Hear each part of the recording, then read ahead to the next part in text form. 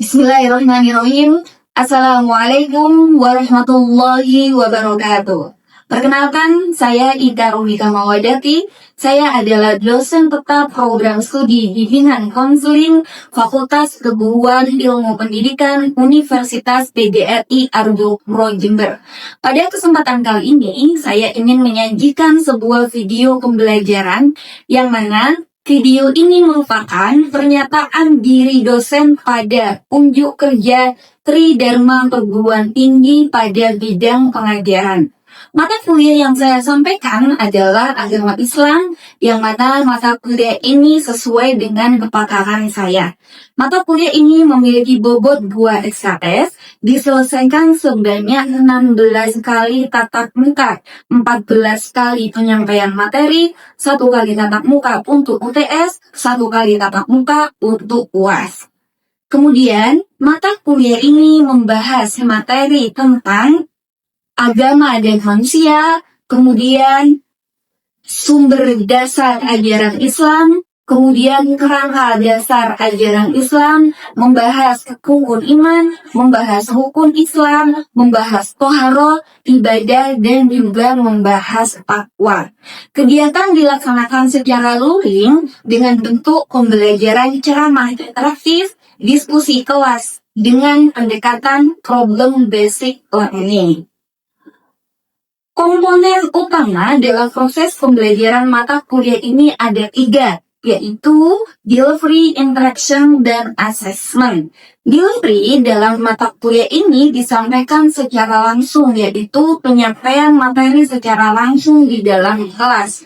Kemudian, interaction yaitu interaksi antara dosen dan siswa dalam bentuk diskusi, tanya jawab, dan referensi bersama. Sedangkan untuk assessment atau penilaian perkuliahan ini yaitu keaktifan mahasiswa dalam mengikuti perkuliahan serta sikap mahasiswa di dalam kelas. Video pembelajaran ini merupakan pertemuan yang kedua, sedangkan capaian mata kuliah ini yaitu mahasiswa diharapkan mampu menginternalisasikan sikap takwa kepada Tuhan Yang Maha Esa dan cinta tanah air dalam kehidupan sehari-hari, sehingga diharapkan menjadi manusia yang bertakwa. Referensi dalam mata kuliah ini yaitu beberapa buku tentang agama Islam di perguruan tinggi, buku hadis, tafsir, serta beberapa artikel yang telah saya tulis yang berkaitan dengan mata kuliah ini. Kemudian, untuk penilaian perkuliahan terdiri dari 5 poin, yaitu kehadiran 10%, tugas 20%, UIS 5%, UTS 30%, dan UAS 35%. Video ini merupakan persyaratan untuk mengikuti kegiatan sertifikasi dosen tahun 2026. Dan video pembelajaran ini ada 3 bagian, yaitu bagian pembuka, bagian inti, dan bagian penutup. Baiklah, mari kita simak bersama video pembelajaran mata kuliah agama Islam pertemuan yang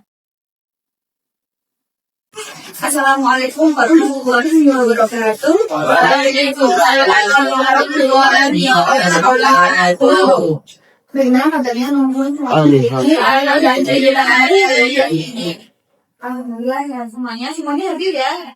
Iya. Maka ada yang nggak hadir hari ini. Teman-teman semuanya, mari kita awali pembelajaran kita pada hari ini dengan membaca basmalah bersama.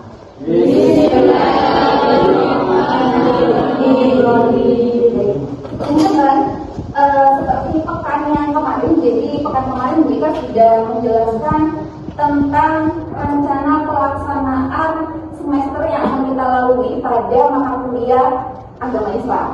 Masih ingat? Kemarin kita nyampaikan materi apa aja yang akan kita pelajari di semester depan ini.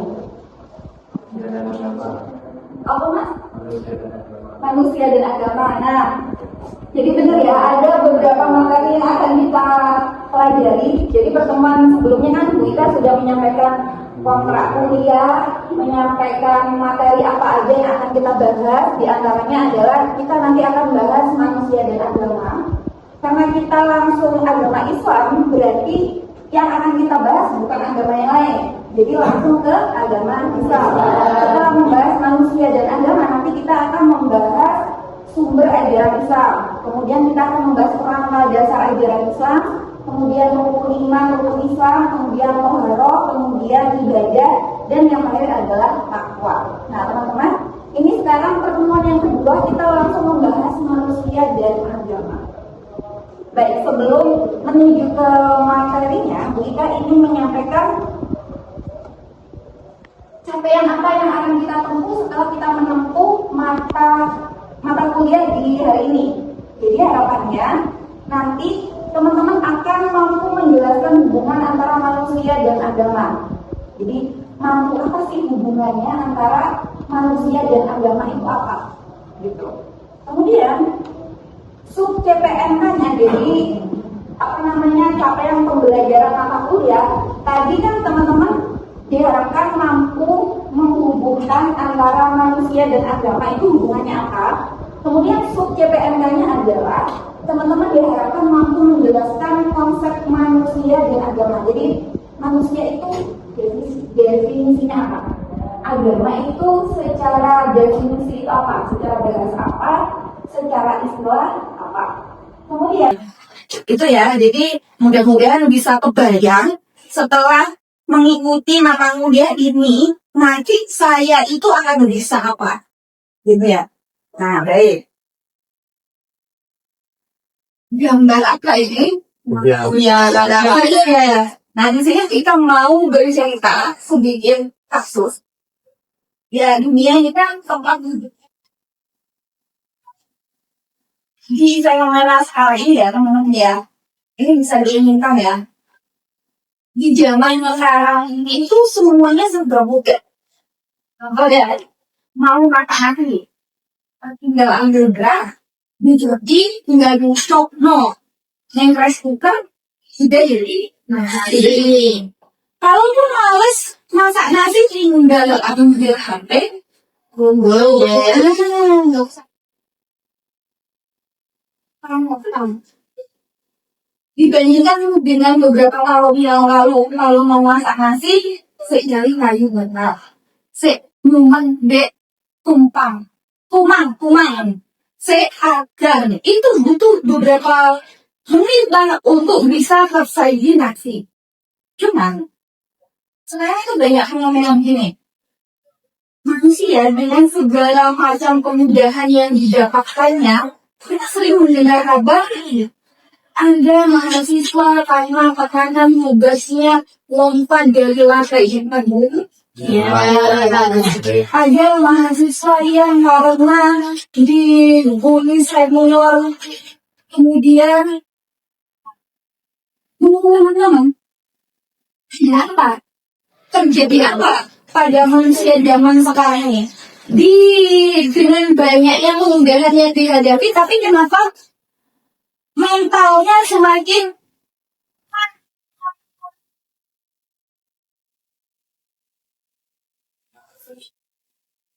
karena apa?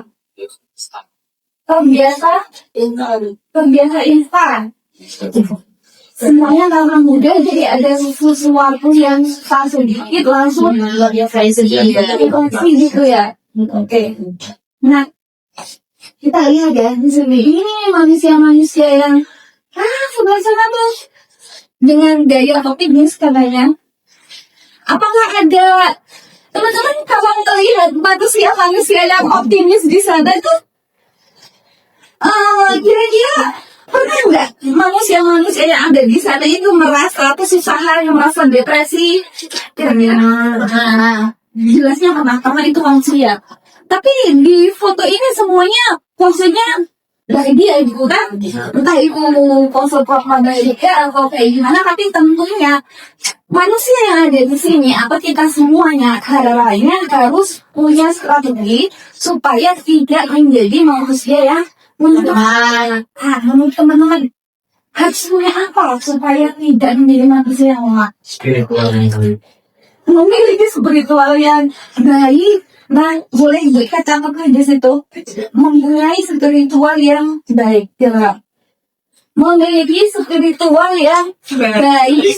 Nanti kita lihat ya jawabannya. Nah, sekarang kita menuju ke konsep manusia. Konsep manusia, teman-teman. Dalam Islam, manusia itu disebutkan dalam Al-Quran itu dengan empat istilah. Ini sepertinya dia pernah jelaskan ya. Pertama, manusia disebutkan dalam Al-Quran itu dengan kata insan. Artinya manusia itu memiliki sifat psikologis. Apa? Manusia bisa sedih, manusia bisa benci, manusia bisa senang, marah, sayang, cinta, galau, pokok urusan psikologis lah. Ini ke manusia. Nah kemudian dalam Al-Quran juga disebutkan manusia itu sebagai basyar atau manusia sebagai makhluk biologis. Manusia butuh manusia yang lain untuk menyalurkan hasrat biologisnya. Tujuannya ya, memang manusia yang diurus manusia. Kalau nggak makan manusia mati. Kemudian, manusia sebagai makhluk sosial, artinya manusia itu tidak bisa hidup sendiri untuk memenuhi kebutuhannya. Kemudian ada Bani Adam, jelas manusia itu keturunan dari Adam. Nah, teman-teman, dari seempat istilah manusia yang disebut di dalam Al-Quran, ini sangat butuh sekali sentuhan ini. Sentuhan ini ternyata sudah tertulis agama, tapi kenapa zamannya ini di Indonesia itu banyak agama. Ini adalah bentuk implementasi kalau manusia itu secara rohani memiliki kebutuhan spiritual yang tujuannya untuk menjadi manusia yang seperti ini.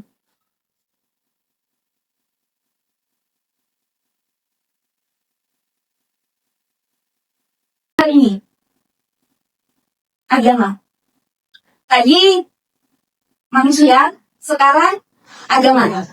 Nah, agama dalam bahasa Indonesia berasal dari bahasa Sanskerta yaitu A yang berarti tidak dan gama yang berarti kacau. Jadi agama berarti tidak.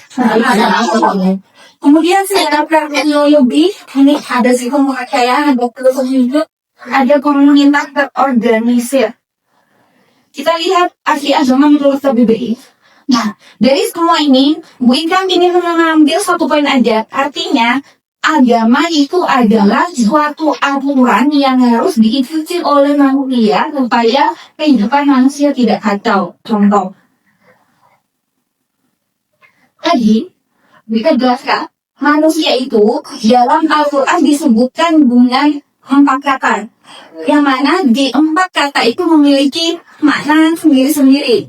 Nih, manusia disebut dengan al-insan atau manusia sebagai mempunyai sifat psikologis. Atau manusia itu ada benci, ada bahagia, ada cinta, ada marah. Nah, cinta, benci, marah, bahagia. Menurut teman-teman itu sifat baik atau buruk? Benar, ada baiknya, ada buruknya. Cinta kalau berlebihan, benci kalau berlebihan, yang baiknya sedang saja. Nah, untuk bisa sampai ke sedang, ini butuh pemahaman, butuh aturan. Nah, aturan itu terdapat dalam sebuah agama. Contoh kasus. Apa ada sama manusia yang sangat benci? Saking bencinya, dia nggak bisa menahan rasa bencinya.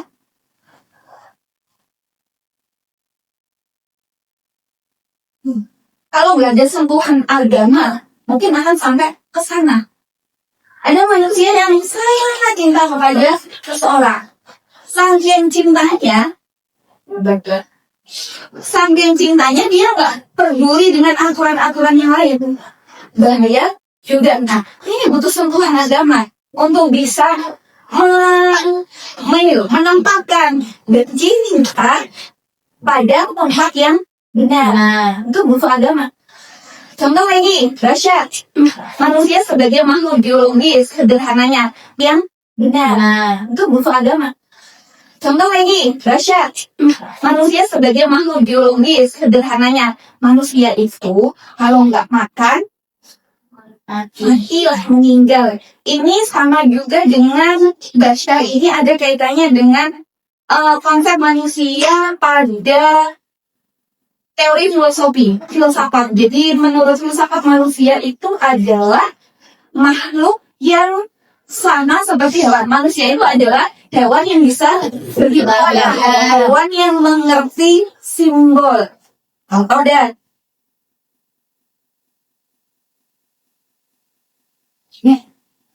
tentu manusia ini secara apa komposisi itu sama dengan ini ya nggak, secara komposisi ada kulitnya, ada darahnya, ada dagingnya. Tapi sebagai manusia yang berakal, manusia ini nggak mau bisa makan lagi. Meskipun mungkin sama, kalau nggak makan sama-sama mati, kalau nggak minum sama-sama haus, kalau nggak tidur sama-sama nggak bagus. Tapi nggak mau bisa makan.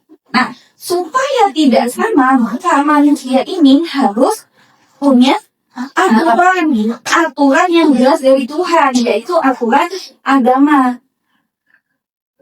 Ini untuk sentuhan agama untuk bisa saling apa bersosialisasi untuk bisa saling berempati. Jadi itu ya, dari sini kalau misalnya ada pertanyaan, apa sih hubungan manusia dengan agama? Siapa singkatin jawab? Siapa mau jawab? Apa hubungannya manusia dan agama?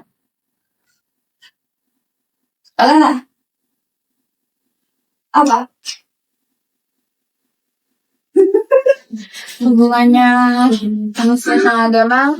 Yang kita tanya, kalau manusia tidak ada agama, kita hidupnya kacau. Soalnya di agama kan ada peraturan yang harus kita jalani agar kita sebagai manusia teratur dalam kehidupan. Terima kasih. Itu ya. Hubungan manusia dan agama adalah agama menjadikan manusia hidup teratur dengan keikan keperbedaan yang dimiliki oleh manusia. Ini penting nggak konsepnya agama? Mana kalau manusia nggak punya agama?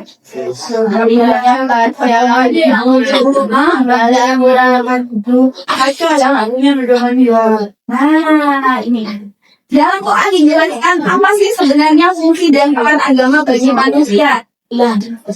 Sederhananya, bukan sederhana ya teman-teman ya. Mulanya dalam Quran surat Al-An'am ayat 125, di situ dijelaskan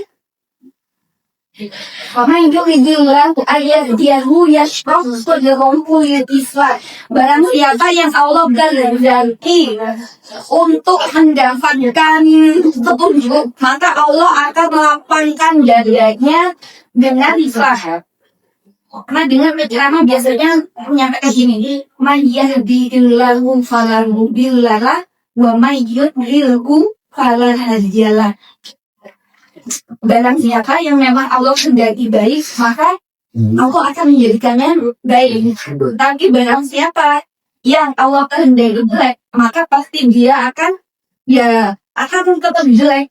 Nah, berarti tentunya apa? Tentunya kita harus berusaha mendekatkan diri kepada Allah supaya apa? Supaya Allah itu rela kita menjadi hambanya yang baik. Gitu. Jadi fungsinya itu apa? Menjadikan manusia itu baik, teratur. Itu dalam Al-Quran. Nah, kalau dalam hadis dijelaskan fungsi agama adalah sebagai nasihat. Agama itu nasihat. Sederhananya gini, contoh. Manusia itu masuk psikologis ya. Ada rasa marah di sini tuh. Tiba-tiba ada hadis Rasulullah menyampaikan, la takdob walakal jangan marah, maka bagimu surga. Ada. Ingat nih dalam Allah. Rasulullah menasehatkan agar dari tiga, jadi manusia, hubungannya manusia dan agama tadi apa?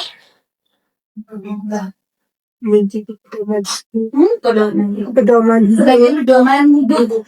Agama itu menjadikan ilmu manusia teratur. Oke. Baik teman-teman semuanya, terima kasih sudah mau menyimak. Mungkin ada yang mau bertanya? Oke, kalau nggak ada Bu Ika yang bertanya. Baik.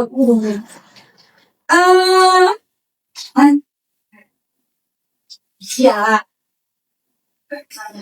Baik. Dari penjelasan Bu Ika tadi, sejauh ini apa yang kamu rasakan tentang pentingnya agama dalam hidup itu ternyata seperti apa?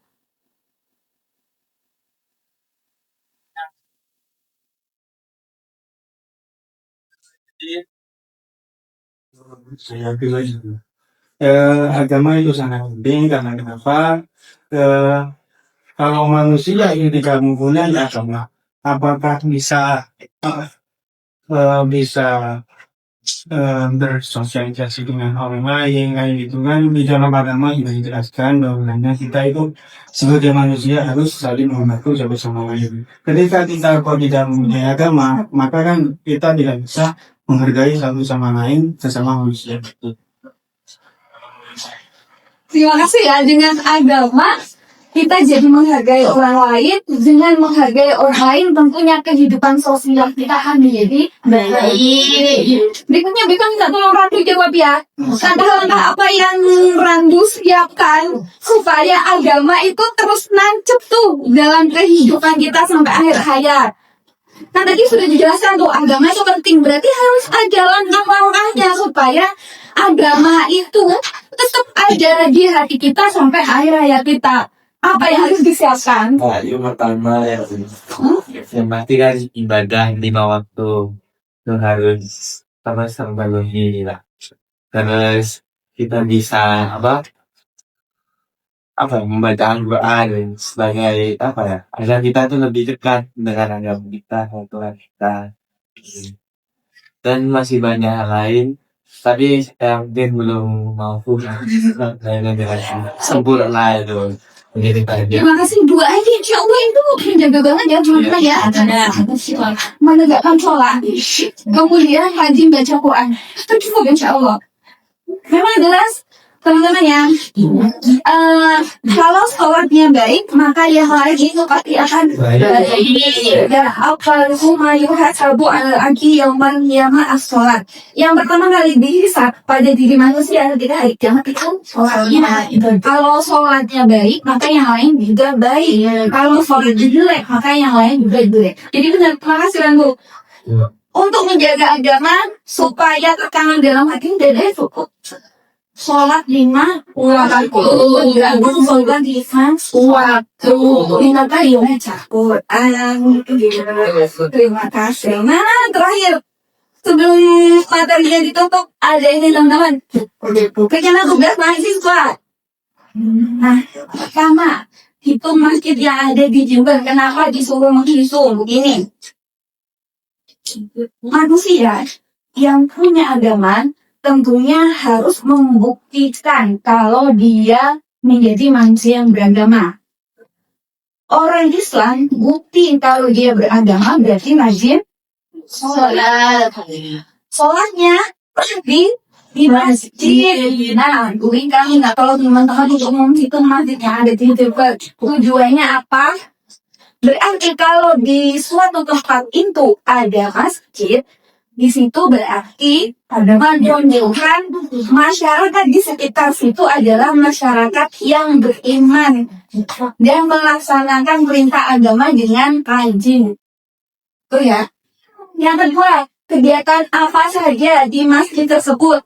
Apa tujuannya? Begini, karena melihat fenomena masjidnya gede, tapi yang azan ya mas itu, yang iqomah ya bapak itu, yang jadi imam ya bapak itu, makmumnya ya mas itu. Gak ada yang lain. Paham lihat namanya itu? Gimana itu?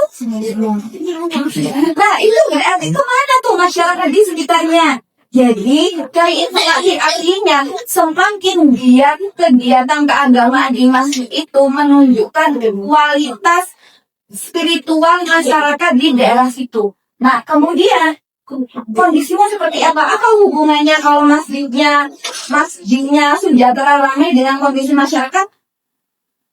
Nah, ini akan kita analisis. Di daerah yang di situ masjidnya itu ramai, sholat lima waktunya tepat, ada TPI di sana, ada remaja masjidnya. Idealnya di sana itu masyarakatnya adem ayem, artinya jarang terjadi konflik antara tetangga yang satu dengan tetangga yang lain. Idealnya remaja di sana itu semuanya lagi ibadah, nggak ada lagi remaja-remaja yang nongkrong malam-malam di pos kambing, main apa, minum apa gitu. Kenapa? Karena di sana masjidnya kegiatan keagamaannya bagus. Nah, coba dianalisis. Terus juga dianalisis tingkat kesejahteraannya.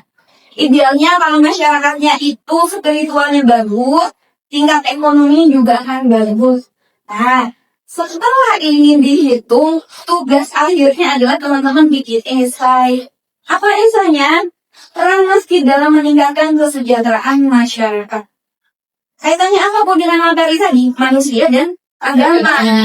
Peran agama dalam kehidupan manusia itu adalah apa? Menjadikan manusia lebih teratur. Bukti kalau manusia itu punya agama, ada tempat ibadah. Karena kita orang Islam, berarti tempat ibadahnya adalah masjid. Kalau cukup ya? Terima kasih teman-teman semuanya. Sampai jumpa di pertemuan yang ketiga. Insya Allah di pertemuan yang ketiga kita akan membahas sumber ajaran Islam. Insya Allah akan lebih menarik. Baik, terima kasih banyak sudah mau menyimak, mudah-mudahan manfaat. Kita cukup dengan saudara bersama ya.